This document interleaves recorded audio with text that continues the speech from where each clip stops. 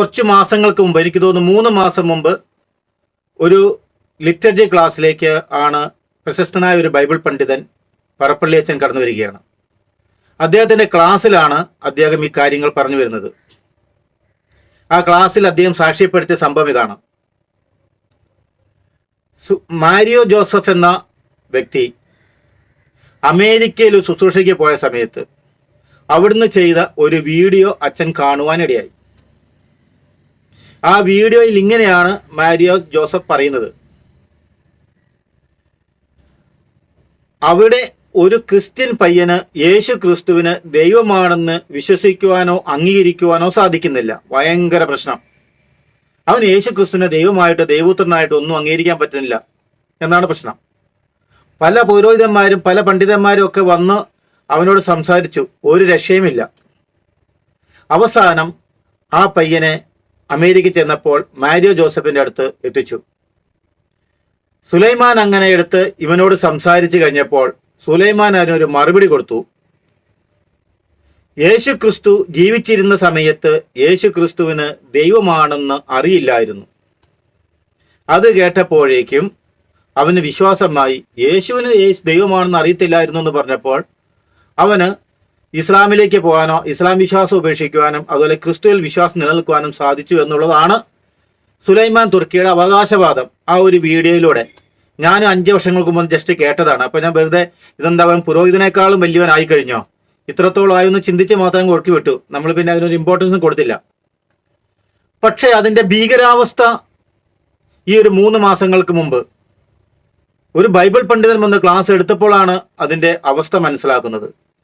ഒരു തക്കിയ, അതായത് സഭയ്ക്കുള്ളിൽ പുരോഹിതന്മാരുടെ ഉള്ളിൽ ക്ലാസ്സുകൾ കിട്ടാൻ വേണ്ടിയിട്ട്, വേദികൾ കിട്ടാൻ വേണ്ടിയിട്ട് ചില കാര്യങ്ങൾ ഉണ്ടാക്കി സമർത്ഥിക്കും, ഉണ്ടാക്കി പറയാം. ഇത് തക്കിയാണ്, നുണ പറയാൻ അനുവദിക്കപ്പെട്ടിരിക്കുന്നതാണ്.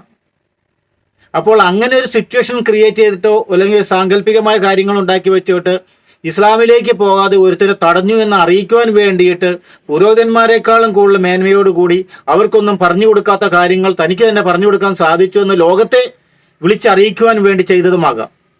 ഇതിനെയാണ് പച്ചയ്ക്ക് തക്കിയ എന്ന് പറയുന്നത്. പക്ഷെ ഈ തക്കിയയ്ക്കൊരു പൈശാചിക സ്വാധീനമുണ്ട്. അതായത് നുണകൾക്കൊരു സ്വാധീനമുണ്ട്. നുണ പറയുന്ന നാവ് ആത്മാവിനെ നശിപ്പിക്കുന്നു എന്ന് പറയുന്ന പോലെ നുണ പറയുന്ന നാവ് ആ വ്യക്തിയുടെ ആത്മാവ് നശിപ്പിക്കാൻ മാത്രമല്ല, അത് കേൾക്കുന്നത് വിശ്വസിക്കുവാൻ പ്രേരിപ്പിക്കുന്ന ഘടകങ്ങൾ ഉണ്ടാകുമ്പോൾ അത് മറ്റുള്ളവരെ കൂടി വഞ്ചിക്കുന്നതാണ്. അത് സത്യത്തിനൊപ്പം നിലനിൽക്കാത്ത ഒരു മനുഷ്യൻ സൃഷ്ടിക്കപ്പെടുകയാണ്, അവൻ വഞ്ചിക്കപ്പെടുകയാണ്. അതുകൊണ്ടാണ് നുണകൾ എന്ന് പറയുന്ന സാധനം വിശ്വാസികൾക്കിടയിൽ ഉണ്ടാകാൻ പാടില്ല. യാതൊരു കാരണവശാലും ക്രൈസ്തവർ സമൂഹം നുണ പറയാൻ പാടില്ല. കാരണം ക്രൈസ്തവരുടെ ദൈവം സത്യവും സത്യത്തിൻ്റെ പിതാവുമാണ്. അപ്പോൾ ഈ ഒരു തക്കിയ പെട്ടെന്ന് കേട്ടപ്പോൾ ഈ പറപ്പള്ളി അച്ഛനെ അത് വളരെയധികം സ്പർശിച്ചു. അദ്ദേഹം അതുവരെയുള്ള സംഗതികളെല്ലാം പെട്ടെന്ന് അതിനൊരു സ്വാധീനമുണ്ട്. അതെപ്പോഴും മനസ്സിലാക്കണം. അതിനൊരു ഇമ്പാക്റ്റ് നമ്മളിലേക്ക് ഒരു ആഴത്തിലിറങ്ങുന്ന സംഗതി ഉണ്ടാകും. അത് ഏതെങ്കിലും മനുഷ്യനെ ആർക്കാണ് വചനം സ്പർശിക്കേണ്ട ഉദ്ദേശിക്കുന്ന അവരെ പിടിക്കും.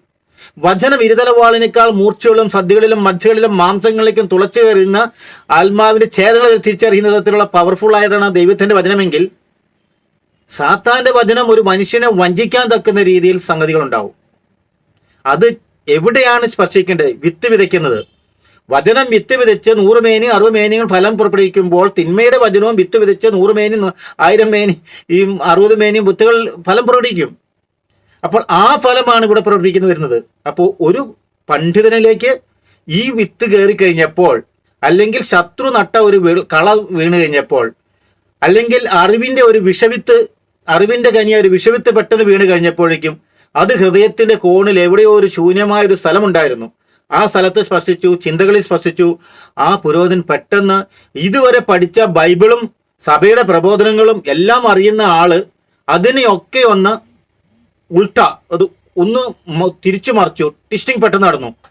പെട്ടെന്ന് ചിന്തയിലേക്ക് കയറി അതിനെ കേന്ദ്രീകരിച്ചുകൊണ്ട്, അതായത് ഒരു പാഷണ്ഡതയെ കേന്ദ്രീകരിച്ചുകൊണ്ട് ബൈബിളിൻ്റെയും പഠനങ്ങളെയും കംപ്ലീറ്റ് പുരോഹിതൻ കോൺസെൻട്രേറ്റ് ചെയ്തുകൊണ്ട്, അതിനെ കേന്ദ്രീകരിച്ചുകൊണ്ട്, സെൻട്രലൈസ് ചെയ്തുകൊണ്ട് പഠനത്തിനെ മൊത്തം ഒന്ന് ഇളക്കി മറിച്ചു. എന്നിട്ട് അനേകം സെമിനാരികളിൽ കൂടെ കൊടുത്തു. അദ്ദേഹം 12 സെമിനാരിയിൽ പഠിപ്പിക്കുകയും പ്രശസ്തമായ ക്രിസ്ത്യൻ യൂണിവേഴ്സിറ്റികളിൽ നിന്ന് 2 പ്രൊഫസർ പദവി ഉള്ളതുമായ ഒരു ബൈബിൾ പണ്ഡിതനാണ്. അദ്ദേഹം പല സ്ഥലങ്ങളിൽ പഠിപ്പിച്ചുകൊണ്ടിരിക്കുന്നതാണ്. അദ്ദേഹം തന്നെ അവകാശപ്പെടുന്നത്, ക്ലാസ് എടുക്കുമ്പോൾ തന്നെ അവകാശപ്പെട്ടത്, ഞാൻ എൻ്റെ ക്ലാസ് കേട്ടപ്പോൾ പലർക്കും വിശ്വാസത്തിലടച്ച് വരികയൊക്കെ ചെയ്തിട്ടുണ്ട്, പക്ഷെ ഇതാണ് സത്യം എന്നാണ് പറയുന്നത്. എന്നിട്ടാണ് ഇത് ഈ എക്സാമ്പിൾ വെച്ച് പറയുന്നത്. അപ്പോൾ ഇവിടെ പറയുന്ന കാര്യം ഇതേ ഉള്ളൂ.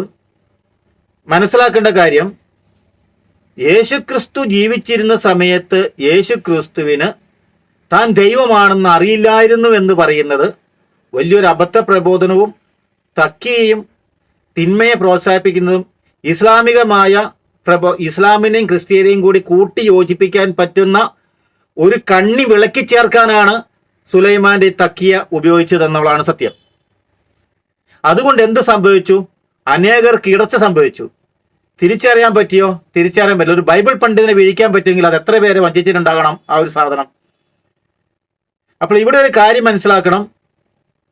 ദൈവത്തിന് മനുഷ്യനായിട്ട് അവതരിച്ച സമയത്ത് താൻ ആരാണെന്ന് ദൈവത്തിന് അറിയാം. അത് ബൈബിളിൽ കൂടെ ഞാൻ വ്യക്തമാക്കി തരാം. യേശുവിന്റെ പ്രബോധനത്തിലൂടെ മാത്രം വ്യക്തമാക്കി തരാം. 2, പിശാചിന്റെ പ്രവാചകന്മാർക്കും താൻ ആരാണെന്ന് ശരിക്കും അറിയണമെന്നില്ല. അവൻ അന്ധനാണ്, അജ്ഞനാണ്. എന്നാൽ സാത്താൻ ഉപയോഗിക്കുന്ന വ്യക്തികൾക്ക് അവർ ആരാണെന്ന് അറിയത്തില്ല. ഫോർ എക്സാമ്പിൾ, കള്ളപ്രവാചകന്മാർ പലരും ഇവിടെ വന്നു. യേശുക്രിസ്തു എന്ത് സിസ്റ്റം ഇവിടെ ഇംപ്ലിമെന്റ് ചെയ്തോ ആ സിസ്റ്റത്തിനൊക്കെ ട്വിസ്റ്റ് ചെയ്തുകൊണ്ട് മറ്റൊരു സിസ്റ്റം ഇവിടെ ഇംപ്ലിമെന്റ് ചെയ്തു. അതായത് യേശുക്രിസ്തുവിന്റെ സ്പിരിച്വാലിറ്റിയെ ദൈവം പിതാവെന്നും മനുഷ്യർ പുത്രനുമെന്ന് ദൈവപുത്ര ബന്ധത്തിലേക്ക് കൊണ്ടുവന്ന യേശുക്രിസ്തുവിന്റെ ദൈവം കൂട്ടിയിണക്കിയ ആ പ്രബോധനത്തെ, ആ സ്പിരിച്വാലിറ്റിയെ സാത്താൻ അട്ടിമറിച്ചുകൊണ്ട് ദൈവം മാസ്റ്ററും മനുഷ്യൻ അടിമയുമാണെന്ന രീതിയിലേക്ക് വീണ്ടും കൊണ്ടുപോയതാണ് ഇസ്ലാം. ശ്രദ്ധിക്കണം. അപ്പോൾ അതിലേക്ക് കൊണ്ടുപോയി നയിക്കുന്നതാണ് ഇത് വരുന്നത്. അപ്പോൾ ഒരു സിസ്റ്റം യേശുക്രിസ്തു, അതായത് അനേക കാലഘട്ടങ്ങളിലൂടെ അനേകം കാര്യങ്ങൾ വളഞ്ഞവ വന്നതിനെ യേശുക്രിസ്തു വന്ന് നേരെയാക്കുകയാണ്. അത് ശ്രാവകൻ പറഞ്ഞ വളഞ്ഞ കുന്നുകൾ നിരത്തപ്പെടും, വളഞ്ഞവ നേരെയാക്കപ്പെടും എന്ന് പറയുന്നത്. അപ്പൊ ദൈവം തന്നെ മനുഷ്യനായിട്ട് അവതരിച്ച് ദൈവത്തിന് സംസാരിക്കാനുള്ള സംസാരിച്ചുകൊണ്ട് ഒരു സിസ്റ്റം കറക്റ്റ് ആയിട്ടുള്ള സ്നേഹത്തിന്റെ കൽപ്പനകളോട് തന്നു കഴിഞ്ഞു. അത് കഴിഞ്ഞ പിന്നെ തിന്മയുടെ ശക്തിക്ക് അതിനെ ട്വിസ്റ്റ് ചെയ്യണം. അപ്പൊ യേശുക്രിസ്തു സ്ഥാപിച്ചിരിക്കുന്ന സിസ്റ്റത്തിനെയും കൂദാശകളെയും കംപ്ലീറ്റ് ട്വിസ്റ്റ് ചെയ്ത സിസ്റ്റത്തിന് ഇംപ്ലിമെന്റ് ചെയ്തിരിക്കുന്ന മാറ്റി പ്രതിഷ്ഠിക്കണം. അതാണ് തിന്മ ചെയ്യുക. അപ്പോൾ യേശുക്രിസ്തു കൊണ്ടുവന്നിരിക്കുന്ന സ്പിരിച്വാലിറ്റിയെ കംപ്ലീറ്റ് മറ്റൊരു കള്ളപ്രവാചകനെ തെരഞ്ഞെടുത്തുകൊണ്ട് ആ സിസ്റ്റം മാറ്റുകയാണ്. അതായത് സ്പിരിച്വാലിറ്റിക്ക് മറ്റൊരു സ്പിരിച്വൽ വേയിൽ കൊണ്ടുവന്നു. നെക്സ്റ്റ്, യേശുക്രിസ്തു കൊണ്ടുവന്ന സോഷ്യലിസം ഉണ്ട്. ഇല്ലാത്തവനെ കൊടുക്കുക, സ്വന്തം കയ്യിൽ നിന്ന് എടുത്ത് കൊടുക്കുക. ആ സിസ്റ്റത്തിനെ തകർക്കുന്ന മറ്റൊരു സിസ്റ്റം മറ്റൊരു കള്ളപ്രവാചകൻ കൊണ്ടുവന്നിട്ട് ഒരു സോഷ്യലിസം അവിടെ സ്ഥാപിച്ചു, കമ്മ്യൂണിസം സ്ഥാപിക്കുകയായിരുന്നു.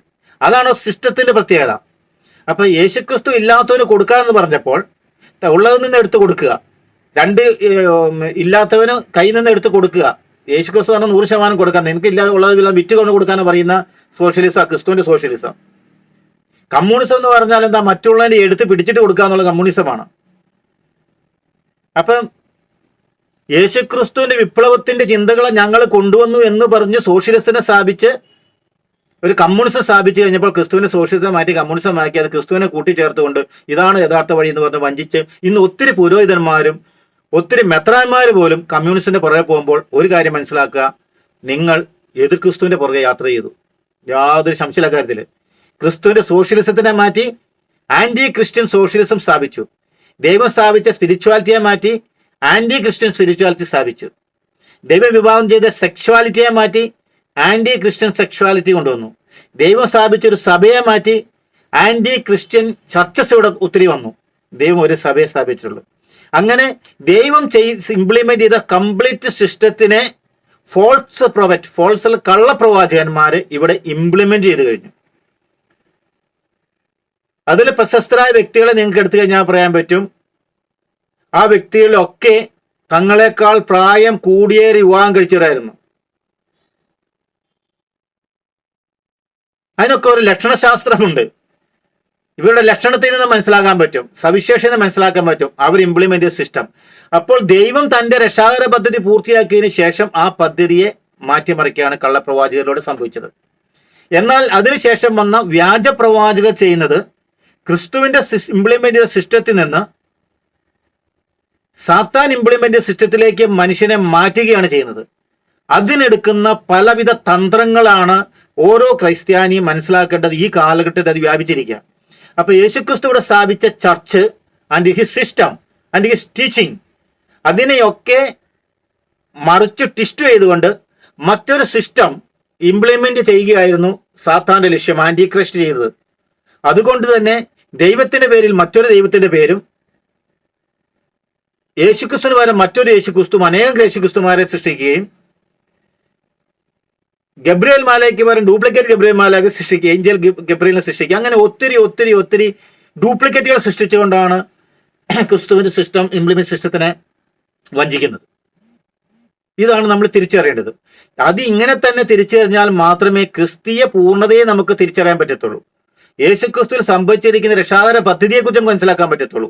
അവിടെ എന്തൊക്കെ സംഭവിച്ചു എന്ന് മനസ്സിലാക്കാൻ പറ്റുള്ളൂ. അതുകൊണ്ട് അതിനുശേഷം വന്ന കാലഘട്ടങ്ങളിൽ, ഈ കാലഘട്ടം മുഴുവൻ ഇന്നും ഈ ഫോൾസ് പ്രൊഫറ്റ്സ് ധാരാളം വന്നുകൊണ്ട് യേശുക്രിസ്തുവിന്റെ സിസ്റ്റത്തിനെ മാറ്റി കള്ളപ്രവാചകന്മാർ ഇംപ്ലിമെന്റ് സിസ്റ്റത്തിലേക്ക് മനുഷ്യനെ മാറ്റുകയാണ്. അതായത് ക്രിസ്തീയതയിൽ നിന്ന് ഒരു പാത തുറന്നു കൊടുക്കുകയാണ്. അതായത് ആന്റി ക്രിസ്ത്യൻ സിസ്റ്റത്തിൽ നിന്ന് നമ്മൾ മതിലുകൾ കെട്ടി സംരക്ഷിക്കേണ്ട സ്ഥലത്ത് ഈ മതിലുകളെല്ലാം പൊളിച്ചുകൊണ്ട് പാലം പണിയുന്ന തട്ടിപ്പ് പരിപാടിയാണ് ഇന്ന് കാത്തലിക് ചർച്ചിൽ നിന്ന്, ക്രിസ്തു ഇംപ്ലിമെന്റ് ചെയ്ത സിസ്റ്റത്തിൽ നിന്ന്, ക്രിസ്തുവിന്റെ സഭയിൽ നിന്ന് മാറ്റിക്കൊണ്ടിരിക്കുന്നത്. പാത തെളിച്ചു കൊടുക്കുകയാണ്. അപ്പൊ ഈ ഫോൾസ് പ്രൊഫറ്റിക് സ്പിരിറ്റുള്ള സകല മനുഷ്യരും അനേകരുണ്ട്. ഈ വ്യക്തികളൊക്കെ ചെയ്യുന്നത് എന്താണ്? പാത തെളിച്ചു കൊടുക്കുകയാണ്. അപ്പൊ ഇവർക്ക് അറിയത്തില്ല വ്യാജ പ്രവാചകന്മാർ ആരാണെന്ന്. അപ്പൊ ഞാൻ പറഞ്ഞ പോയിന്റ് ഇത്രയേ ഉള്ളൂ. ഫോൾസ് പ്രൊഫസ് ആയിരിക്കുന്ന വ്യക്തികൾക്ക്, കള്ളപ്രവാചകന്മാരിക്കുന്ന വ്യക്തി, അതായത് കള്ളപ്രവാചകരും വ്യാജ പ്രവാചകരുമായിരിക്കുന്ന വ്യക്തികൾക്ക് തങ്ങൾ ആരാണെന്ന് അറിയില്ല. ഫലത്തിൽ നിന്ന് വേണം നമ്മൾ അവരെ തിരിച്ചറിയാൻ. അതുകൊണ്ട് മാരിയ എന്ന വ്യക്തി ക്രിസ്തുവിൽ ജീവിച്ചിരിക്കുന്ന സമയത്ത് ക്രിസ്തു ആരാണെന്ന് ക്രിസ്തുവിന് അറിയത്തില്ല എന്ന് പറഞ്ഞപ്പോൾ അവിടെ മറു ചോദ്യമാണുള്ളത്. സുലൈമാൻ തുർക്കിയിൽ ഉണ്ടായിരുന്നത് ആരാണെന്ന് സുലൈമാൻ തുർക്കിക്ക് അറിയത്തില്ല. പക്ഷേ വിശ്വാസികളായവർക്ക്, അന്ധകാരവും പ്രകാശവും കണ്ടാൽ തിരിച്ചറിയുന്നവർക്ക്, സത്യവും നുണയും കേട്ടാൽ തിരിച്ചറിയുന്നവർക്ക്, ജീവനവും മരണവും കണ്ടാൽ തിരിച്ചറിയുന്നവർക്ക്, നീതിയും അനീതിയും കണ്ടാൽ തിരിച്ചറിയുന്നവർക്ക്, കരുണയും വ്യാജകരുണയും കള്ളക്കരുണയും കണ്ടാൽ തിരിച്ചറിയുന്നവർക്ക് സുലൈമാൻ തുർക്കിയിൽ എന്തുണ്ടെന്ന് കണ്ടാൽ തിരിച്ചറിയും. അത് ഈസയാണോ യേശുവാണോ എന്ന് തിരിച്ചറിയാൻ സാധിക്കും. അത് പ്രബോധനങ്ങളിൽ നിന്ന് തിരിച്ചറിയാൻ സാധിക്കുക. അപ്പോൾ യേശുക്രിസ്തുവിന്റെ പ്രബോധനത്തെ അതിലംഘിക്കുന്ന പ്രബോധനവുമായി ആര് വന്നാലും അവരെ വീട്ടിൽ കയറ്റുന്ന പറഞ്ഞിരിക്കുന്നത്. അവരുമായിട്ട് യാതൊരു ബന്ധവും ഉണ്ടാകാൻ പാടില്ല. കാരണം അവരിൽ ക്രിസ്തുവില്ല, അവരിൽ പിതാവില്ല, പുത്രനില്ല, പരിശുദ്ധാത്മാവില്ല. പക്ഷെ അവരുടെ പഠിച്ചു വെച്ചിരിക്കുന്ന പലതും അധരവ്യായാമങ്ങളും സമൂഹത്തിലേക്ക് കൊടുക്കുന്നത് ആത്മാക്കളെ വഞ്ചിക്കാൻ വേണ്ടി മാത്രമാണ്. അങ്ങനെ അനേകം ആത്മാക്കളെ വഞ്ചിക്കുന്ന സംഗതികളിൽ വന്നു. അപ്പോൾ ഫോൾസ് പ്രൊഫറ്റിക് സ്പിരിറ്റുള്ള വ്യക്തിയുടെ വായിൽ കൂടെ വരുന്ന വാക്കിന് അപാര ശക്തിയുണ്ട്.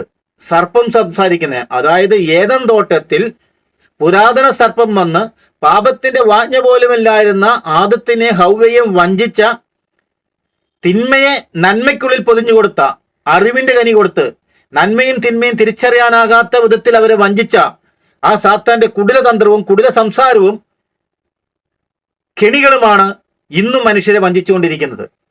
ക്രിസ്തുവിൽ നിന്നും ആന്റി ക്രൈസ്റ്റിലേക്ക് പാതയൊരുക്കാൻ വേണ്ടിയിട്ട് അവർ ചെയ്യുന്ന സംസാരം പുരാതന സർപ്പത്തെ പോലെ സംസാരിക്കുക എന്നുള്ളതാണ്. അതിലാണ് ക്രൈസ്തവ വിശ്വാസികൾ വഞ്ചിക്കപ്പെടുന്നത്. ക്രിസ്തുവിനെയും എതിർ ക്രിസ്തുവിനെയും കണ്ട തിരിച്ചറിയാത്ത വിധത്തിൽ നമ്മൾ ആത്മാക്കൾ വഞ്ചിക്കപ്പെടുന്നതല്ല, അതിന്റെ പ്രബോധനത്തിൽ നമ്മൾ തിരിച്ചറിയാൻ സാധിക്കണം. അതായത് അതിന് മനസ്സിലാക്കേണ്ട കാര്യം ക്രിസ്തീയത എന്തെന്ന് നമ്മൾ അറിയണം, ക്രിസ്തുവിന്റെ അസ്തിത്വം എന്താണെന്ന് അറിയണം. The substance or the essence of God and the essence of Jesus Christ and essence of the church and essence of the human being who are in church. ഇത് നമ്മൾ ശരിക്കും മനസ്സിലാക്കിയാൽ മാത്രമേ ക്രിസ്തുവിനെ അറിയത്തുള്ളൂ, ഇല്ലെങ്കിൽ ക്രിസ്തുവിനെ അറിയത്തില്ല. ഒരു നാമം മാത്രം, ഒരു പേര് മാത്രമുള്ള, ഒരു രൂപം മാത്രമുള്ള ക്രിസ്തുവിനെ മാത്രം ദർശിച്ചു കഴിയുമ്പോൾ നമ്മൾ ക്രിസ്തുവിനെ അറിയുന്നില്ല. ക്രിസ്തുവിന്റെ എസൻസ് ആണ് നമ്മൾ മനസ്സിലാക്കേണ്ടത്. ആ എസൻസിന് നേരെ വിരുദ്ധമാണ് ആന്റി ക്രൈസ്റ്റിന്റെ എസൻസ്. ക്രിസ്തുവിൽ എന്തുണ്ടോ അതുള്ളവനാണ് ക്രിസ്ത്യാനി. എതിർ ക്രിസ്തുവിൽ എന്തുണ്ടോ അതുള്ളവനാണ് എതിർ ക്രിസ്ത്യാനി. അതുകൊണ്ട് ഈസ എന്ന ആന്റി ക്രൈസ്റ്റിനെ സുലൈമാൻ തന്നെ പറഞ്ഞു കേൾക്കുക. എപ്പോൾ ഈ ഒരു അവസരം വന്നപ്പോൾ ഉള്ളിൽ അറിയാം അത് ആരാണെന്ന്. പക്ഷെ മാത്രമല്ല, ആദ്യത്തെ സാക്ഷ്യം ഡിവൈൻ ധ്യാനകേന്ദ്രത്തിൽ വെച്ച് ഞാൻ പറഞ്ഞു, എന്റെ വിശ്വാസത്തിൽ മുഹമ്മദ് അന്തിക്രിസ്തു ആണ്. കാരണം ഈശോ പറയുന്നുണ്ട്, ആരാണോ പുത്രനെയും പരിശുദ്ധാത്മാവിനെ നിഷേധിക്കുന്നത് അവന്റെ ആത്മാവാണ് അന്തിക്രിസ്തുവിൻ്റെത് എന്ന് 1 യോഹന്നാനിൽ ഉണ്ടെന്ന് ഞാൻ പ്രസംഗിച്ചപ്പോൾ എന്നെ മാറ്റി നിർത്തിയിട്ട് അങ്ങനെ പ്രസംഗിക്കരുതെന്നും പറഞ്ഞ് വിലക്കിയതും കത്തോലിക്ക വൈദികരാണ്. അന്ന് എന്റെ പറഞ്ഞ കാര്യമാണ്. അള്ള ഒരിക്കലും, അതായത് ഈ സുറിയാനിയിൽ പറയുന്ന ആലാഹ, കന്ദീശ താലാഹ എന്ന് പറയുന്ന ആ ആലാഹ അല്ല നമ്മുടെ അള്ള, അതായത് മുസ്ലിങ്ങളുടെ അള്ള എന്ന് വ്യക്തമായി ഞാൻ വിളിച്ചു പറഞ്ഞിട്ടുണ്ട്. അങ്ങനെ നിങ്ങൾ പറയരുത്. കാരണം അള്ളാഹയുടെ സ്വഭാവവും യഹോവയുടെ സ്വഭാവവും രണ്ടും രണ്ടാണ്. സ്നേഹമായ ഒരു ദൈവത്തെയും ക്രൂരനായ ഒരു ദൈവത്തെയും കൂട്ടിക്കൊടുക്കാൻ പറ്റത്തില്ല. മാത്രമല്ല, മലബാർ സഭയുടെ മെത്രാന്മാരുടെ ഒരു സിനഡ് നടക്കുമ്പോൾ എന്നോട് 1 മണിക്കൂർ ക്ലാസ് എടുക്കാൻ പറഞ്ഞപ്പോൾ ഞാൻ അവിടെ പോയി നിന്ന് പരസ്യമായിട്ട് അത് പറഞ്ഞു. അതായത് CCCയിൽ ഒരു പാരഗ്രാഫ് എടുത്തിട്ട് പറയായിരുന്നു, മുസ്ലിങ്ങളും ക്രിസ്ത്യാനികളും ഒരേ ദൈവത്തെ ആരാധിക്കുന്നു എന്ന് പറഞ്ഞ പാരഗ്രാഫ് എത്രയും പെട്ടെന്ന് ഇതിനെ മാറ്റണം, അല്ലെങ്കിൽ ഭാവിയിൽ വലിയ ദോഷം ഉണ്ടാവുന്ന മെത്രാന്മാരോട് ഞാൻ തന്നെ പച്ചക്കോയി പറഞ്ഞെന്ന്. ഈ എന്നെയാണ് ഇപ്പൊ പിടിച്ചിട്ട് ഞാൻ അള്ളാഹ് യഹോവ ഒന്നാന്ന് പറയുന്നു, ഈസ യേശു ഒന്നാന്ന് പറയുന്നെന്ന് പറഞ്ഞ് ക്രൂശിക്കുന്നത്. ഞാൻ ആരോട് പോയി വായിക്കുക ആണെന്ന് പറയണം. പക്ഷെ 2 കാഴ്ചപ്പാടിൽ 2 തരത്തിൽ എക്സ്പ്ലനേഷൻ ലഭിക്കുന്നു. ഖുറാനിൽ പഠിപ്പിക്കുന്ന അള്ളാഹുവും നമ്മൾ ബൈബിൾ പഠിപ്പിക്കുന്ന യാഹുവേയും ഒന്നാണോ എന്ന് ചോദിച്ചാൽ ഒറ്റ ദൈവമേ ഉള്ളൂ, ഒന്നാണ്. പക്ഷെ 2 കാഴ്ചപ്പാടിലാണ് പോകുന്നത് എന്നാണ്. അപ്പം നമ്മൾ ചെയ്യേണ്ടത്, ഇപ്പം മാരിയോ എന്ന സുവിശേഷകൻ ചെയ്യേണ്ടത്, ഒരു എക്സാമ്പിളിന്, അല്ലെങ്കിൽ ബാക്കി സുവിശേഷകർ ചെയ്യേണ്ടത്, യഥാർത്ഥ ദൈവത്തെക്കുറിച്ചുള്ള കാഴ്ചപ്പാട് ബൈബിളിൽ നിന്നും തിരുസഭയുടെ പ്രബോധനത്തിൽ നിന്നും നമുക്ക് ലഭിക്കുമ്പോൾ അത് മറ്റുള്ളവരെ പോയി പഠിപ്പിക്കുകയാണ് ചെയ്യേണ്ടത്. അതിൻ്റെ പേരാണ് സുവിശേഷം. അച്ഛാ, സത്യമായിട്ട് ഞാൻ അതാ ചെയ്തുകൊണ്ടിരിക്കുന്ന അച്ഛാ, ഇതുവരെയും ചെയ്തത് അതാണ്, ഇനി ചെയ്യുന്നതും അതാണ്. ഒന്നെങ്കിൽ യെസ് അല്ലെങ്കിൽ നോ പറയണം. അതിൻ്റെ ഇടയിൽ ഈശോയ്ക്ക് വലിയ ഇഷ്ടമുള്ള പരിപാടിയല്ല. അച്ഛൻ എന്നോട് ചോദിച്ച ചോദ്യം, ഖുർആനിൽ പറയുന്ന ഈസാ നബിയാണോ ബൈബിളിലെ യേശു ക്രിസ്തു, ഖുർആനിലെ മറിയമാണോ ബൈബിളിലെ മറിയം എന്നാ ചോദിച്ചേ. എടുത്ത വായിക്ക് ഞാനതിന് മറുപടി യെസ് എന്നേ പറയുള്ളൂ, ആണ് എന്നേ എനിക്ക് പറയാൻ പറ്റുള്ളൂ. അത് ആരെതിർത്താലും അങ്ങനെ പറയാൻ പറ്റുള്ളൂ. എന്തുകൊണ്ടാണെന്ന് അച്ഛൻ എന്നോട് ചോദിക്കുകയാണെങ്കിൽ, ഞാൻ ഒരു തികഞ്ഞ ക്രിസ്ത്യാനിയും തികഞ്ഞ കത്തോലിക്കനുമാണ്. എൻ്റെ കയ്യിലുള്ള ഈ പുസ്തകം 2ാം വത്തിക്കാൻ കൗൺസിലിൻ്റെ പ്രമാണരേഖയാണ്. ഇതിൻ്റെ പേജ് നമ്പർ 459. ഞാൻ പേജ് അത് ആരെങ്കിലും വായിക്കുകയാണെങ്കിൽ, ഡോക്യുമെൻറ്റിൻ്റെ ക്രൈസ്തവ മതങ്ങളോട് സഭയ്ക്കുള്ള അക്രൈസ്തവ മതങ്ങളോട് സഭയ്ക്കുള്ള നിലപാടിനെ സംബന്ധിച്ച പ്രഖ്യാപനം, ഇതാണ് അതിൻ്റെ ഹെഡിങ്. അതിൽ ഞാനിങ്ങനെ വായിക്കുന്നു: ഈശോയെ അവർ ദൈവമായി അംഗീകരിക്കുന്നില്ലെങ്കിലും പ്രവാചകനായി ബഹുമാനിക്കുകയും അവിടുത്തെ കന്യകാമാതാവായ മറിയത്തെ ആദരിക്കുകയും ചിലപ്പോഴൊക്കെ അവളെ ഭക്തിപൂർവ്വം വിളിക്കുകയും ചെയ്യുന്നു. അപ്പോൾ സഭയുടെ ഡോക്യുമെൻ്റ് പറയുന്നത്, ഖുർആനിൽ പറയുന്ന ഈസാ നബിയെ അവർ നബിയായി കാണുന്നു, പക്ഷേ ബൈബിളിൽ നമ്മൾ അദ്ദേഹത്തെ ദൈവമായി കാണുന്നു. ഖുർആനിൽ പറയുന്ന മറിയത്തെ സാധാ ഒരു സ്ത്രീകളുടെ കൂട്ടത്തിൽ ഒരു ഇച്ചിരി ഭക്തിയോടെ കാണുന്നു, പക്ഷേ അതിലും വലുതായിട്ട് ദൈവമാതാവായിട്ട് നമ്മൾ കാണുന്നു എന്നുള്ളതാണ്. ഇത് രണ്ടും ഒന്നാണെന്നാണ് സഭയുടെ പഠനം. ഇപ്പം ഞാൻ സഭയ്ക്കെതിരെ പറഞ്ഞിട്ട് എന്നെ ക്രൂശീകരിക്കപ്പെടുന്നൊരവസ്ഥയിൽ വരാതിരിക്കാനാണ് ഞാൻ തെളിവ് സഹിതം ഇത് വീണ്ടും പറയുന്നത്. പക്ഷേ അതേ വ്യത്യാസമുണ്ടെങ്കിലും രണ്ടും ഒരാളാണെന്നാണ് എനിക്ക് പറയാൻ പറ്റുള്ളൂ, എനിക്ക് വിശ്വസിക്കാനും പ്രസംഗിക്കാനും പറ്റുള്ളൂ. ചുമന്നുകൊണ്ടിരുന്നതാണ് സത്യം. ഈസായെ ചുമന്നുകൊണ്ടിരുന്നു. അപ്പോൾ എന്ത് സംഭവിച്ചിരിക്കുന്നു? ഉള്ളിലുള്ള ഈസ സംസാരിക്കുന്നു. അതാണ് ഈസായും യേശുവും ഒന്നല്ല എന്ന് പറഞ്ഞാൽ ഒന്നല്ല. അപ്പോൾ സത്യത്തെ ഒറ്റിക്കൊടുത്ത് ഈസായും യേശുവിനെ ഒന്നാക്കാൻ അവതരിപ്പിച്ചപ്പോൾ ഈസയുടെ സ്പിരിറ്റാണ് വന്നിരുന്നത്, ക്രിസ്തുവിന്റെ സ്പിരിറ്റ് അല്ല. ആന്റി ക്രിസ്ത്യൻ സ്പിരിറ്റാണ് വന്നത്. അതുകൊണ്ട് ആന്റി ക്രിസ്ത്യൻ സ്പിരിറ്റ് ഉള്ള വ്യക്തികൾ സംസാരിക്കുമ്പോൾ ആ വാക്കിനും ഒരു പവറുണ്ട്. അത് ഏത് മഹാപണ്ഡിതനെ പോലും എടുത്ത് വഞ്ചിക്കാൻ തക്ക വിധയിൽ കുടിലതയും കുനിഷ്ടും, അതുപോലെ തന്നെ വിഷവിത്തും, അറിവിന്റെ വിഷവിത്തും, അറിവിന്റെ കനിയാണ്, അതും അതിൻ്റെ ഉള്ളിൽ ഒളിപ്പിച്ചു വെച്ചിട്ടുണ്ട്. അതാണ് ബൈബിൾ പണ്ഡിതരെ പോലും വഴിതെറ്റിക്കാൻ വിധത്തിൽ സ്വാധീനം ചെലുത്തിയത്. പറഞ്ഞത്, യേശുക്രിസ്തു ജീവിച്ചിരുന്നപ്പോൾ ദൈവമാണെന്ന് അറിഞ്ഞിരുന്നില്ല, അതുകൊണ്ടാണ് മാനുഷികമായ പ്രവൃത്തികൾ ചെയ്തതും പിതാവിനോട് പ്രാർത്ഥിക്കുന്നതും എന്നാണ് മാരിയോ സുലൈമാൻ തുർക്കി എന്ന മാരിയോ ആ ഒരു തക്കിയായിട്ട് അവതരിപ്പിച്ചത്. അത് കേട്ട ജേക്കബ് പറപ്പള്ളി അച്ഛൻ അത് വിശ്വസിക്കുകയും അത് അനേക സ്ഥലത്ത് പഠിപ്പിക്കുകയും അത് ഒത്തിരി പേർക്ക് വിശ്വാസത്തിന് ഉതപ്പുണ്ടാക്കുകയും ചെയ്തു എന്ന് അച്ഛൻ തന്നെ ക്ലാസ്സിൽ പറഞ്ഞിട്ടാണ് ആ ക്ലാസ് സ്റ്റാർട്ട് ചെയ്തത്. അങ്ങനെ ക്ലാസ് പോയി കുറച്ചെത്തി കഴിഞ്ഞപ്പോൾ ഇതിനെ സ്ഥാപിച്ച് ഒത്തിരി കാര്യങ്ങൾ പറഞ്ഞ് ഇംപ്ലിമെന്റ് ചെയ്ത് വന്നപ്പോൾ ഞാൻ എഴുന്നേറ്റ് എന്ന് ചോദിച്ചു അച്ഛനോട്, യേശുക്രിസ്തു ഞാനും പിതാവും ഒന്നാണെന്ന് യോഹന്നാന്റെ സുവിശേഷത്തിൽ പറയുന്നു. മാമോദിസ സമയത്ത് സ്ഥാപനം കൊടുക്കുന്ന സ്വർഗം തുറന്ന് പുറത്തുവിട്ട് പരിശുദ്ധമായ പ്രാവിന്റെ രൂപത്തിൽ വരുന്നു, സ്വർഗത്തിൽ നിന്ന് ശബ്ദമുണ്ടാവുന്നു, ഇവൻ ദൈവത്തിന്റെ പുത്രനാണെന്ന് പറയുന്നു. ഞാനും പിതാവ് ഒന്നാണെന്ന് യേശുവിന്റെ ബോധമില്ലാതെ പറഞ്ഞതാണോ? സ്വർഗസ്ഥനായ പിതാവ് ആണ് വെളിപ്പെടുത്തിയെന്ന് പറയുന്ന സംഗതി, അത് സ്വർഗസ്ഥനായ പിതാവ് ഇവനെന്ത് പ്രിയപുത്രൻ, ഇവനെ പ്രസാദിച്ചിരിക്കുന്നു എന്ന് പറഞ്ഞപ്പോൾ യേശു മാത്രം ചെവിയേക്കാതിരുന്ന പൊട്ടനായിരുന്ന മറ്റുള്ളവരെല്ലാവരും കേട്ടപ്പോൾ എന്ന് ചോദിച്ചു. പുനരുത്ഥാന രൂപാന്തരീകരണ സമയത്തും പിതാവിന്റെ പ്രിയപുത്രനിൽ പ്രസാദിച്ചിരിക്കുന്നു പറയുമ്പോഴും യേശു കേട്ടു, ശിഷ്യന്മാരും കേട്ടു, ശബ്ദമുണ്ടായത് കേട്ടു. അപ്പോഴൊന്നും യേശു ഒരു ബോധമില്ലാത്തവനായിരുന്നു. അതുപോലെ യേശുവിനോട് പലരും പറയുന്നു ഇതൊക്കെ. അപ്പോൾ പറഞ്ഞ അടുത്ത വഴിക്ക് അച്ഛൻ പറഞ്ഞ ഡയലോഗ് ഇതാണ്, യോഹന്നാന്റെ സുവിശേഷം ഇല്ല, യോഹന്നാന്റെ സുവിശേഷം മാറ്റി വയ്ക്കും, മറ്റുള്ള സുവിശേഷത്തെ എടുത്തു കഴിഞ്ഞാൽ നമുക്ക് ഇതിനെ സാധൂകരിക്കാൻ പറ്റും. യേശുക്രിസ്തു ജീവിച്ചിരുന്നപ്പോൾ അദ്ദേഹത്തിന് അത് ദൈവമാണെന്ന് അറിയത്തില്ലായിരുന്നു എന്ന് അച്ഛൻ അതിൽ പിന്നെയും കയറി പിടിക്കുക ചെയ്ത്. അപ്പോൾ ഞാൻ പറഞ്ഞു, എന്നാൽ മത്തായിയുടെ സുവിശേഷം എടുക്കാം. പത്രോസിനോട് പറഞ്ഞ സംഭവം ഉണ്ടല്ലോ, അതായത് ഞാൻ ആരാണ് നിങ്ങൾ പറയുന്നത്? അപ്പോൾ പത്രോസ്, നീ ജീവനുള്ള ദൈവത്തിന്റെ പുത്രനായ ക്രിസ്തുവാണെന്ന് പറഞ്ഞപ്പോൾ ഈശോ പറഞ്ഞു, സ്വർഗസ്ഥനായ പിതാവാണ് പത്രോസിനൊക്കെ വെളിപ്പെടുത്തി തന്നിരിക്കുന്നത്. അതാണ് പറഞ്ഞ അപ്പോഴാണ് പറഞ്ഞ പാറ ഉറച്ച പോലെയുള്ള പത്രോസിന്റെ പ്രഖ്യാപനം എന്നപ്പോൾ ഈശോ പറയുന്നു, പത്രോസ് സ്വർഗസ്ഥനായ പിതാവിനൊക്കെ വെളിപ്പെടുത്തി തന്നിരിക്കുന്നത് ഈ പാറയാണ്, ഈ പാറയെ ഞാൻ സഭ സ്ഥാപിക്കുന്നു, ക്രിസ്തുവിന്റെ മിസ്റ്റിക്കൽ ബോഡി. ഇന്ന് ആ പാറയാകുന്ന പത്രോസിനെ പോലുള്ള ഉറച്ച പ്രഖ്യാപനം പ്രഖ്യാപിക്കാൻ സാധിക്കാതെ സഭയുടെ വലിയാട് മുതൽ വലിയടയന്മാർ മുതൽ കുഞ്ഞിടയന്മാർ മുതൽ ആടുകൾ പോലും ആ ഉറച്ച പ്രഖ്യാപനത്തിൽ വിശ്വസിക്കാൻ സാധിക്കാതിരിക്കുമ്പോൾ പാറയാവുന്ന സഭയല്ലാതെ മാറിയിരിക്കുന്നു. വെറും ചെങ്കല്ലായ കളിമണ്ണായ ഒരു സഭയായി നമ്മൾ രൂപാന്തരപ്പെട്ടത് നമ്മൾ മനസ്സിലാക്കുന്നുണ്ടോ? പത്രോസിന്റെ ഉറച്ച പ്രഖ്യാപനം എവിടെ പോയി? സഭയുടെ തലപ്പത്ത് നിന്ന് പോലും പത്രോസിന്റെ ഉറച്ച പ്രഖ്യാപനം പറയുന്നില്ല എങ്കിൽ കാര്യമറ്റച്ചൻ സുലൈമാൻ തുർക്കിയുടെ കൂടെ ഇരുന്നിട്ട് യേശു ഇപ്പോഴും ആരാണെന്ന് ഇപ്പോഴും വെളിപ്പെടുത്തി കഴിഞ്ഞില്ല എന്ന് പറയുമ്പോഴും, യേശു ആരാണെന്ന് അവനിപ്പോഴും ചോദിക്കുന്നു എന്ന് പറയുമ്പോഴും, ദൈവത്തിലേക്ക് അടുക്കാൻ ഒരു രക്ഷാകര പദ്ധതി ക്രിസ്തു ഒരുക്കി എല്ലാ മനുഷ്യരെയും യേശു ക്രിസ്തുവിലേക്ക് നയിച്ചുകൊണ്ട് ക്രിസ്തു ഏക വഴിയായിക്കൊണ്ട് സ്വർഗത്തിലേക്ക് മനുഷ്യനെ കൊണ്ടുപോകേണ്ട സമയത്ത് ഏക വഴിയാണ്, മറ്റൊരു വഴിയില്ല, ആകാശത്തിന് കീഴിൽ മറ്റൊരു നാമവും നൽകപ്പെട്ടിട്ടില്ല മനുഷ്യരക്ഷയ്ക്കായി എന്ന് ബൈബിൾ പറയുമ്പോൾ സമയത്തും സഭയുടെ തലപ്പത്ത് ഉറച്ച പത്രോസിന്റെ ശബ്ദമില്ലാതെ ഒരു വഴിതെറ്റിയ പത്രോസുമാരുടെ ശബ്ദമാണ് സഭയുടെ തലപ്പത്ത് നിന്ന് വരുമ്പോഴും അത് വഞ്ചിക്കുകയാണ്, വഞ്ചനയുടെ കുടില തന്ത്രങ്ങൾ ഒരുക്കുകയാണ്. ആ ഇടയനെ ഫോളോ ചെയ്യുന്ന സകല ഇടയന്മാരും ആ വഞ്ചനയുടെ ശബ്ദമാണ് ഇന്ന് സഭയിൽ നിന്ന് മുഴക്കിക്കൊണ്ടിരിക്കുന്നത്. ഇത് മനുഷ്യാത്മാക്കളെ വഞ്ചിച്ച് എതിർ ക്രിസ്തുവിന് കൂട്ടിക്കൊടുക്കാനൊടുക്കുന്ന ആട്ടിൻ തോലിട്ട വ്യാജ ഇടയന്മാരാണ്. ആട്ടിൻ തോലിട്ട ചെന്നായെ പോലെയുള്ളവരാണ് അവർ മാത്രം.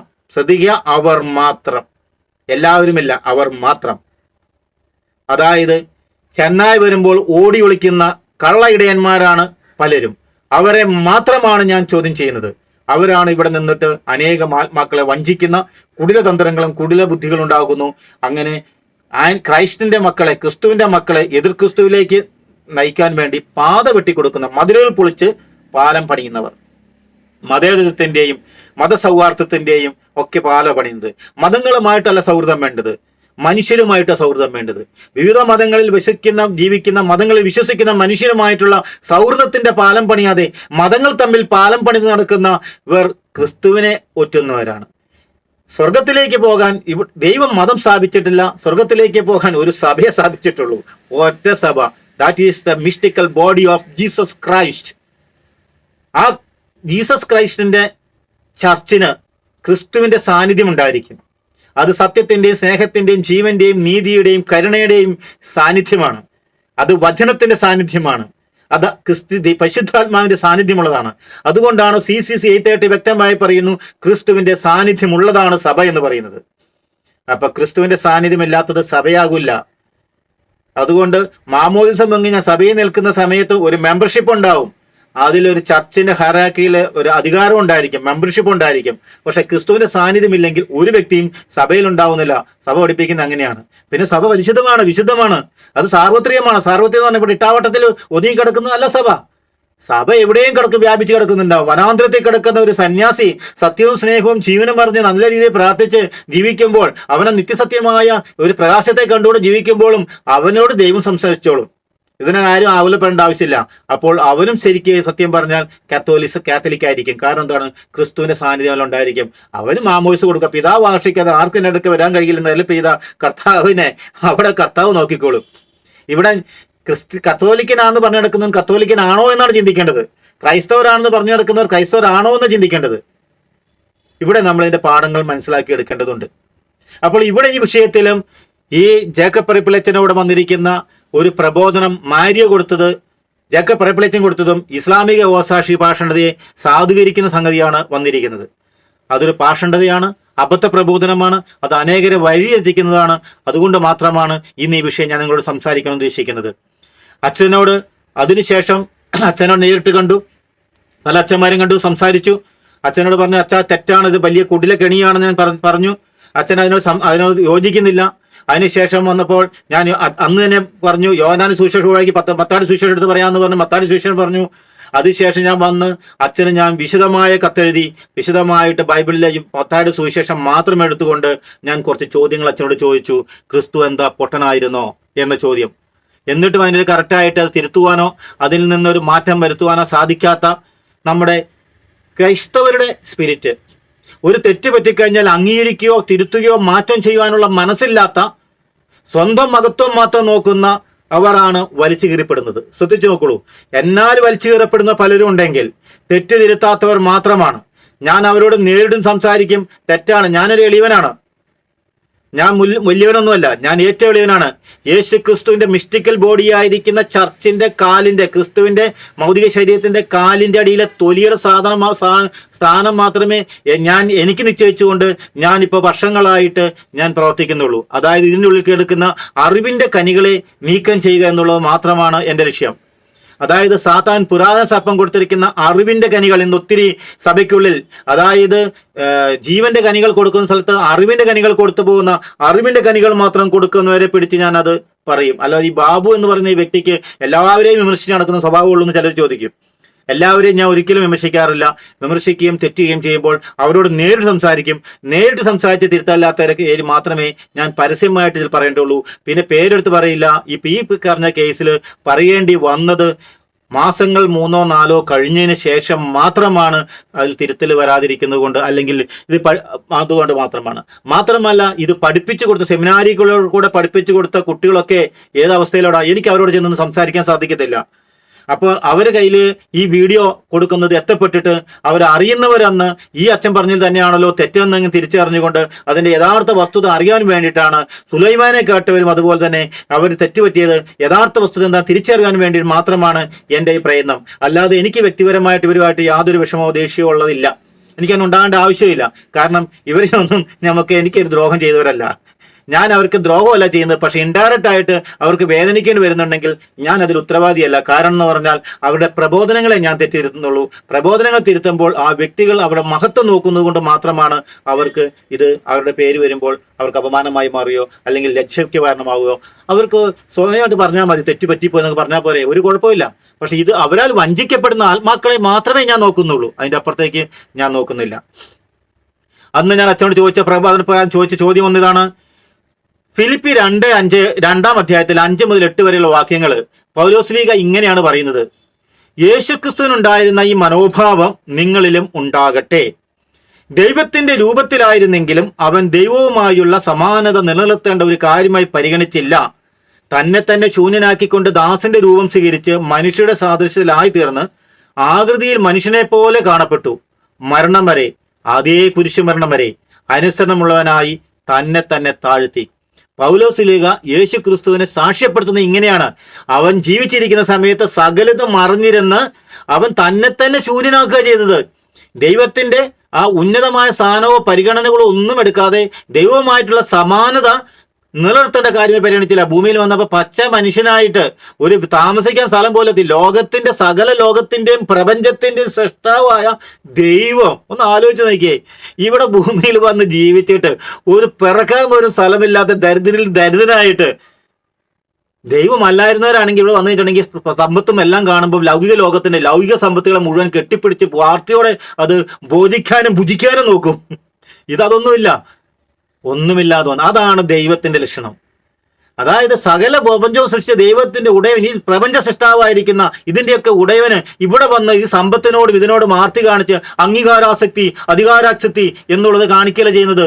ഞാനാണ് ദൈവമെന്ന് പറഞ്ഞ് വലിയ നേതാവായി കാണിക്കല ചെയ്യുന്നത്.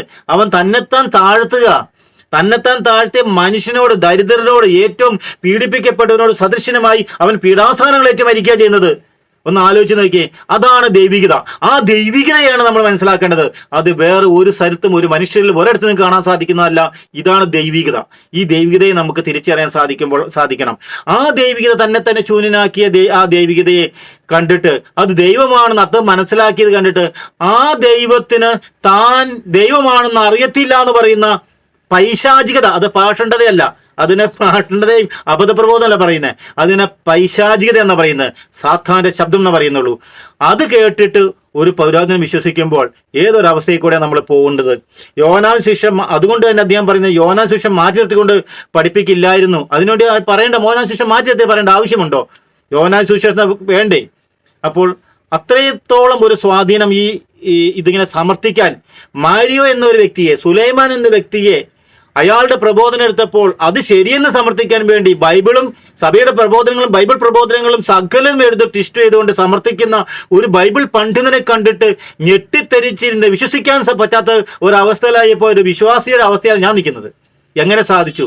അതുകൊണ്ടാണ് ഈ മുള്ള്, അതായത് ഇതിന്റെ വേരുണ്ടല്ലോ, എവിടെയോ കിടക്കുന്ന ഈ വേര്, ഇങ്ങനെ അബദ്ധ പ്രബോധനങ്ങൾ സഭയ്ക്കുള്ളിൽ സെമിനാരിയിൽ കൂടെ കന്യാസ്ത്രീമണങ്ങളൊക്കെ പഠിപ്പിക്കുന്നുണ്ട്. ഇവരെയൊക്കെ വ്യാപിച്ചു കഴിഞ്ഞ് ഇവരെയൊക്കെ ഫലം പുറപ്പെടുവിക്കാത്ത ഒരു ജനതയാക്കി, ഇടയന്മാരാക്കി, സന്യാസിനിമാരാക്കി വഞ്ചിച്ചിട്ടുണ്ടെങ്കിൽ ഇവിടെയൊക്കെ ഈ പാഷണ്ഡത, അബദ്ധങ്ങൾ പറഞ്ഞു കൊടുത്ത്, തെറ്റുകൾ പറഞ്ഞു കൊടുത്ത്, തിന്മയെ പറഞ്ഞു കൊടുത്ത് പഠിപ്പിച്ചവരൊക്കെ ഉത്തരവാദികളാണ്. അതുകൊണ്ടാണ് ബൈബിൾ വ്യക്തമായി പറയുന്നത്, നിങ്ങളിൽ പലരും പ്രബോധകരാകാൻ തുനിയരുത്, നിങ്ങൾ കൂടുതൽ കണക്ക് കൊടുക്കേണ്ടി വരും. നിങ്ങളിൽ പലരും പ്രബോധകരാൻ തുനിയരുത്. ഇന്ന് പലരും പ്രബോധകരായിക്കൊണ്ടിരിക്കുക. പ്രബോധനത്തെ വരുത്താത്തവരാണ് കൃപയിലുള്ളൂ, രക്ഷയിക്കപ്പെടത്തുള്ളൂ. പ്രബോധനത്തെ തെറ്റുവരുത്താതെ സൂക്ഷിക്കണം. അതുകൊണ്ട് പ്രബോധനം തെറ്റുവരുത്തുക എന്ന് പറയുന്നത് ആത്മാക്കളെ വഞ്ചിക്കുകയാണ്. അതുകൊണ്ട് ആത്മാക്കളെ വഞ്ചിക്കുന്ന എല്ലാവരും നമ്മൾ ആ പ്രബോധനത്തെ പ്രതി നമുക്ക് ചൂണ്ടിക്കാണിക്കേണ്ടി വരും. അടുത്ത ഞാൻ 1 by 1 അച്ഛനോട് ചോദിച്ച ചോദ്യം ഇതേ ഉള്ളൂ. ക്രിസ്തുവിന്റെ പ്രബോധത്തിൽ നിലനിൽക്കാതെ അതിലംഘിച്ച് മുന്നോട്ട് പോകുന്ന ഒരു ദൈവമില്ല. അവന്റെ പ്രബോധത്തിൽ നിലനിൽക്കുന്ന പിതാവും ഉണ്ട്, പുത്രനും ഉണ്ട്. പ്രസ്തുത പ്രബോധനവുമായിട്ടല്ലാതെ ആരെങ്കിലും നിങ്ങൾ സമീപിച്ചാൽ അവനെ നിങ്ങൾ വീട്ടിൽ സ്വീകരിക്കുകയോ അഭിവാദനം ചെയ്യുകയോ ചെയ്യരുത്. 2 യോഹന്നാൻ 1 അധ്യായം 9 മുതൽ 10 വരെയുള്ള വാക്യങ്ങൾ. ഇതാണ് അതിന്റെ മർമ്മം. അതുകൊണ്ട് ആരെയും നമുക്ക് സ്വീകരിക്കാൻ പറ്റത്തില്ല. ചോദ്യം ഇത്രയേ ഉള്ളൂ. 30 വയസ്സായി ജീവിച്ചിരുന്ന സുവിശേഷം പറഞ്ഞുകൊണ്ടിരുന്ന യേശു, പഞ്ചേന്ദ്രിയങ്ങളും ആത്മീയേന്ദ്രിയങ്ങളും എല്ലാം പ്രവർത്തിച്ചിരുന്ന യേശു ക്രിസ്തു മാമോദിസ സമയത്തും രൂപാന്തര സമയത്തും പിതാവ് ഇവൻ എന്റെ പ്രിയപുത്രൻ എന്ന് പറഞ്ഞത് മറ്റുള്ളവരെല്ലാം കേട്ടിട്ട് കേട്ടില്ലായിരുന്നോ? അതാണ് ചോദ്യം. അത് കേട്ടിട്ടും യേശു ക്രിസ്തു ഗ്രഹിച്ചില്ലായിരുന്നുവോ? ഇനി അതും പോട്ടെ, നീ ജീവനുള്ള ദൈവത്തിന്റെ പുത്രനായ ക്രിസ്തുവാണ് എന്ന് പത്രോസ് പറഞ്ഞപ്പോഴും അത് തിരിച്ചറിയാത്ത പൊട്ടനായിരുന്നോ യേശു? ശിമിയോനെ ഇത് വെളിപ്പെടുത്തിയത് സ്വർഗസ്ഥനായ പിതാവാണെന്ന് പത്രോസിനോട് ഈശോ പറഞ്ഞതും ഒന്നും അറിയാതെ ആയിരുന്നോ? ശിമയോൻ പത്രോസ് പറഞ്ഞു, നീ ജീവനുള്ള ദൈവത്തിന്റെ പുത്രനായ ക്രിസ്തുവാണ്. യേശു അവനോട് അരുളി ചെയ്തു, യോനായുടെ പുത്രനായ ശിമയോനെ, നീ ഭാഗ്യവാൻ. മാംസരക്തങ്ങളല്ല, സ്വർഗസ്ഥനായ പിതാവാണ് ഇത് നിനക്ക് വെളിപ്പെടുത്തി തന്നത്. സ്വർഗസ്ഥനായ എന്റെ പിതാവാണ്, ശ്രദ്ധിക്കണം, സ്വർഗസ്ഥനായ എന്റെ പിതാവാണ് ഇത് നിനക്ക് വെളിപ്പെടുത്തി തന്നത്. മത്തായിയുടെ സുവിശേഷം 16 അധ്യായം 16-17 വാക്യങ്ങൾ. ഇതൊക്കെ എന്താ? യേശുക്രിസ്തു വെറും നാടകം കാണിക്കുമായിരുന്നോ? ഇവരൊക്കെ കാണിക്കുന്ന പോലെ പട്ടിഷോ കാണിക്കുമായിരുന്നോ എന്നാ പച്ചമലർത്തി ചോദിച്ചു കഴിഞ്ഞാൽ പറയേണ്ടത്. ഇത് യേശുക്രിസ്തു എന്താ വെറുതെ ഒന്നും അറിയാത്ത പൊട്ടനായിട്ട് പട്ടിഷോ കാണിക്കുമായിരുന്നോ? ഇവരെന്താ വിശ്വസിച്ചിരിക്കുന്നത്? മത്തായി 3:17 സ്വർഗത്തിൽ നിന്ന് ഇവൻ എന്റെ പ്രിയപുത്രൻ എന്ന് പറഞ്ഞത് കേട്ട് യേശു കേട്ടിരുന്നില്ല എന്ന് ഞങ്ങൾ വിശ്വസിക്കണമോ? മത്തായി 4:3, 4:6, 4:9 വാക്യങ്ങളിൽ പിശാച് കർത്താവിനോട് ചോദിക്കുകയാണ്, നീ ദൈവപുത്രനാണെങ്കിൽ, ശ്രദ്ധിക്കുക, സാത്താന് പോലും അറിയാം, അത് ഇവർക്ക് തിരിച്ചറിയുന്നില്ല എന്ന് പറഞ്ഞാൽ ഇവര് സാത്താനേക്കാളും മൂത്ത സാത്താനല്ലേ? എന്ന് അഭിസംബോധന ചെയ്ത് പരീക്ഷിക്കുമ്പോൾ ദൈവപുത്രനോട് തന്നെ കുമ്പിട്ട് ആരാധിച്ച ജഡിക ലോകത്തിനെ പരാജയപ്പെടുത്താൻ അവതരിച്ച യേശുവിനെ അവ വിട്ടുകൊടുക്കാം എന്ന് വിലപേശുമ്പോഴും മരുഭൂമിയിലെ പരീക്ഷയിൽ അതൊന്നും മനസ്സിലാക്കാത്ത വെറും പൊട്ടനായ ഒരു മനുഷ്യന്റെ അർത്ഥമില്ലാത്ത മറുപടിയായിരുന്നു യേശുവിന്റെ മറുപടികളെന്ന് ഞങ്ങൾ വിശ്വസിക്കണമോ സുലൈമാൻ തുർക്കി? അതുപോലെ പറപ്പള്ളി അച്ഛ. ശിഷ്യന്മാർ അടുത്ത് നിന്ന് അവനെ ഉണർത്തി അപേക്ഷിച്ചു, കർത്താവെ രക്ഷിക്കണമേ, ഞങ്ങളിതാ നശിക്കുന്നു. മത്തായി 8:25. പിശാചികൾ അട്ടഹസിച്ച് പറഞ്ഞു, ദൈവപുത്ര, നീ എന്തിന് ഞങ്ങളുടെ കാര്യത്തിൽ ഇടപെടുന്നു? സമയത്തിന് മുമ്പ് ഞങ്ങളെ പീഡിപ്പിക്കാൻ നീ ഇവിടെ വന്നിരിക്കുകയാണോ? മത്തായി 8:29. ഈ ശിഷ്യനും പിശാചുക്കളും കർത്താവെ ദൈവപുത്ര എന്നൊക്കെ വിളിച്ചപ്പോൾ യേശു ഒന്നും ഗ്രഹിക്കാത്തവനായിരുന്നു അവരെ പോലെ എന്ന് ഞങ്ങളും വിശ്വസിക്കണോ? ദൈവത്തിന് മാത്രം പാപങ്ങൾ ക്ഷമിക്കാൻ അധികാരമുണ്ടായിരിക്കെ നിന്റെ പാപങ്ങൾ ക്ഷമിച്ചിരിക്കുന്നു എന്ന് തളർവാദ രോഗിയോട് യേശു പറഞ്ഞത് ദൈവമാണെന്ന് അറിയാതെ നിയമജ്ഞർ പറഞ്ഞതുപോലെ ദൈവദൂഷണമായിരുന്നു എന്ന് അവരെ പോലെ ഞങ്ങളും വിശ്വസിക്കണമോ? ക്രൈസ്തവരെ ഞങ്ങൾ വിശ്വസിക്കണമോ സുലൈമാൻ തുർക്കി? ഭൂമിയിൽ പാപങ്ങൾ ക്ഷമിക്കാൻ മനുഷ്യപുത്രന് അധികാരമുണ്ടെന്ന് നിങ്ങൾ അറിയേണ്ടതിനാണത്. അനന്തരം അവൻ തളർവാദ രോഗിയോട് പറഞ്ഞു, എഴുന്നേറ്റ് നിന്റെ ശയ്യയും എടുത്ത് വീട്ടിലേക്ക് പോവുക. മത്തായി 9:6. എന്തെന്നാൽ മനുഷ്യപുത്രൻ ശാപത്തിന്റെയും കർത്താവാണ്. മത്തായി 12:8. എന്ന് യേശു പറഞ്ഞത് താൻ ദൈവമല്ല മനുഷ്യനാണെന്ന അവബോധത്തിൽ നിന്നാണെന്ന് ഞങ്ങൾ വിശ്വസിക്കണമെന്നാണോ സുലൈമാൻ തുർക്കി? താൻ ആരാണെന്ന് അറിയാതെയാണ് ഈശോ ഇങ്ങനെ പറഞ്ഞതെന്ന് ഞങ്ങൾ വിശ്വസിക്കണമോ? നിങ്ങളുടെ കണ്ണുകൾ ഭാഗ്യമുള്ളവ, എന്തെന്നാൽ അവ കാണുന്നു. നിങ്ങളുടെ കാതുകൾ ഭാഗ്യമുള്ളവ, എന്തെന്നാൽ അവ കേൾക്കുന്നു. സത്യമായി ഞാൻ നിങ്ങളോട് പറയുന്നു, അനേകം പ്രവാചകന്മാരും നീതിമാന്മാരും നിങ്ങൾ കാണുന്നവ കാണാൻ ആഗ്രഹിച്ചു, എങ്കിലും കേട്ടില്ല. നിങ്ങൾ കേൾക്കുന്നവ കേൾക്കാൻ ആഗ്രഹിച്ചു, എങ്കിലും കേട്ടില്ല. മത്തായി 13:16-17. യേശു ക്രിസ്തു ഈ പറഞ്ഞത് ബോധമില്ലാതെയാണെന്ന് ഞങ്ങൾ വിശ്വസിക്കണമോ സുലൈമാൻ തുർക്കി? മത്തായി 14:28-30 പത്രോസ് യേശുവിനെ കർത്താവ് എന്ന് വിളിക്കുകയും 14:33 വഞ്ചിയിൽ ഉണ്ടായിരുന്നവർ യേശുവിനെ നീ സത്യമായി ദൈവത്തിനാണെന്ന് പറഞ്ഞ് അവനെ ആരാധിക്കുകയും ചെയ്തപ്പോൾ മനുഷ്യനാണെന്ന് മാത്രം അറിയുന്നവനാണ് യേശുവെങ്കിൽ ആ ആരാധന സ്വീകരിച്ചത് ദൈവദൂഷണമാണെന്നല്ലേ സുലൈമാനും അച്ഛനും യേശുവിനെ കുറിച്ച് പറയുന്നത്? മുസ്ലിങ്ങളെ പോലെ ഞങ്ങൾ ക്രിസ്ത്യാനികളും സുലൈമാൻ തുർക്കിയെ പോലെ കത്തോലിക്ക സഭയിൽ വിളമ്പിയ ഈ പാഷണ്ഡത, ഈ അബദ്ധ പ്രബോധനം വിഴുങ്ങണമെന്നാണോ പറപ്പള്ളി അച്ഛനും പഠിപ്പിക്കുന്നത്? വഞ്ചിയിലുണ്ടായിരുന്നവർ അവനെ ആരാധിച്ചുകൊണ്ട് സത്യമായി നീ ദൈവത്തിനാണെന്ന് വിളിച്ചു പറഞ്ഞു. മത്തായി 14:33. അവർ മാനുഷിക നിയമങ്ങൾ പ്രമാണങ്ങളെ പഠിപ്പിച്ചുകൊണ്ട് വ്യർത്ഥമായി എന്നെ ആരാധിക്കുന്നു. മത്തായി 15:9. ആരാധനയെക്കുറിച്ച് തന്നെ ആരാധന സ്വീകരിച്ചുകൊണ്ട് യേശുക്രിസ്തു പറയുന്നത് താൻ ആരാണെന്ന് വ്യക്തമായ ബോധ്യത്തോടെ യേശു പറയുന്നത്, അല്ലാതെ യേശുക്രിസ്തു ഇവിടെ ജീവിച്ചിരിക്കുന്ന സമയത്ത് യേശുക്രിസ്തു ദൈവമാണെന്ന് ബോധമില്ലാത്തവനായിരുന്നില്ല എന്ന് സുലൈമാൻ തുർക്കി മനസ്സിലാക്കുക. യേശു പിതാവായ ദൈവത്തെ എപ്പോഴും തന്റെ സ്വർഗീയ പിതാവ് എന്ന് വിളിച്ചുകൊണ്ടിരുന്നത് തൃത്വത്തിലെ രണ്ടാമനായ പുത്രൻ തമ്പുരാന് പിതാവാരെന്ന് അറിയാതെ കണ്ടോനെ കയറി അപ്പ എന്ന് വിളിച്ച് കൊണ്ടിരുന്നതാണെന്നാണോ ഇവർ വിചാരിച്ചു വെച്ചിരിക്കുന്നത്? ആ ഇസ്ലാമിക പാഷണ്ഡത ക്രിസ്ത്യാനികളെ ഞങ്ങളെ വിശ്വസിക്കണമെന്നാണോ സുലൈമാൻ തുർക്കി പറയുന്നത്?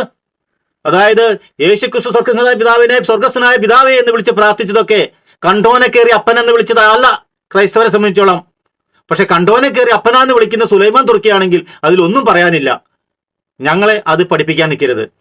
കാനാൻകാരി സ്ത്രീ മത്തായി 15:22, 25, അതുപോലെ 27 കർത്താവേ എന്ന് വിളിച്ചതും ദാവീദിന്റെ പുത്ര കനിയണമേ എന്ന് പറഞ്ഞപ്പോഴും അവയെ നിഷേധിക്കാതെ സൗഖ്യം നൽകിയത് താൻ ദൈവമാണെന്ന് അറിയാതെയാണെന്ന് ഞങ്ങൾ വിശ്വസിക്കണമെന്നോ?